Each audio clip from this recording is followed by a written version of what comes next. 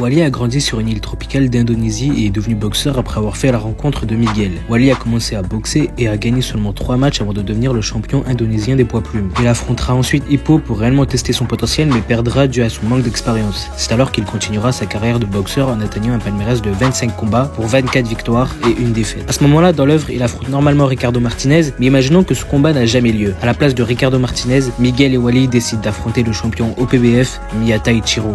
Qui pourrait sortir vainqueur de ce combat légendaire entre l'Alpha et le Dieu de la Foudre? C'est ce que nous allons voir et on commence maintenant.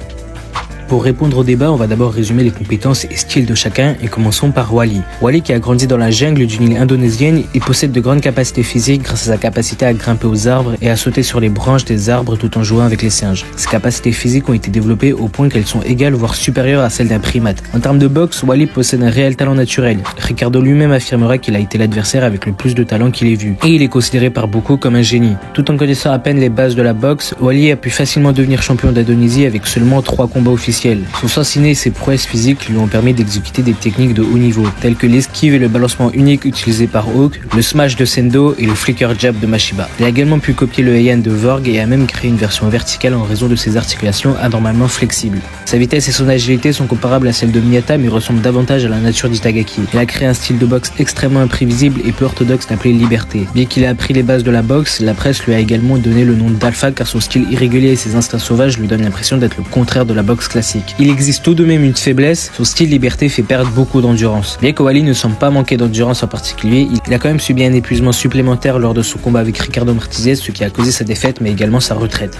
En résumé, Wally est un boxeur avec un style complètement unique et imprévisible, ce qui explique ses 24 victoires et est considéré comme l'adversaire le plus dur qu'Hippo a pu affronter. Maintenant qu'on a parlé de Wally, on peut enfin parler du champion Miyata Ichiro. Étant le fils de son père qui était auparavant boxeur pro, Miyata est un technicien outboxer spécialisé dans les contres. Il pratique en effet la boxe avec son père depuis qu'il est enfant. Malgré son manque de force physique, Miyata compense cela par sa technique, ses réflexes et sa vitesse extrêmement pointue. Selon son père, il possède également une vue exceptionnellement bonne qui lui permet de suivre les coups de poing les plus rapides. Il possède une vitesse extraordinaire et il a été mentionné que ses contres peuvent briser le mur du son. Il peut utiliser le speed L pour submerger ses adversaires tout en les encerclant en lançant des jabs. Ses armes principales sont des contres car il s'appuie sur l'élan de l'adversaire pour infliger des dégâts. Bien que la grande majorité de ses matchs aient été réalisés en utilisant le style d'outboxing, il montre parfois également sa capacité à utiliser ses compétences de combat. Il peut combiner attaque et défense lors d'échanges à bout portant. Tout de même, Sawamura a déclaré que même si ses contres sont puissants, ils sont également très prévisibles. Sendo l'a également montré en esquivant chaque coup que Miyata lui lançait pendant un combat. Après avoir réalisé qu'il visait toujours la tête, il est allé jusqu'à dire que son style de combat est beaucoup trop simple pour la scène mondiale. Miyata a également du mal à perdre du poids. En plus de cela, et peut-être à cause de cela, il est très sensible aux coups corporels. Il a été déclaré que Miyata devrait combattre au poids léger, ce qu'il refuse espérant combattre Hippo à tout prix.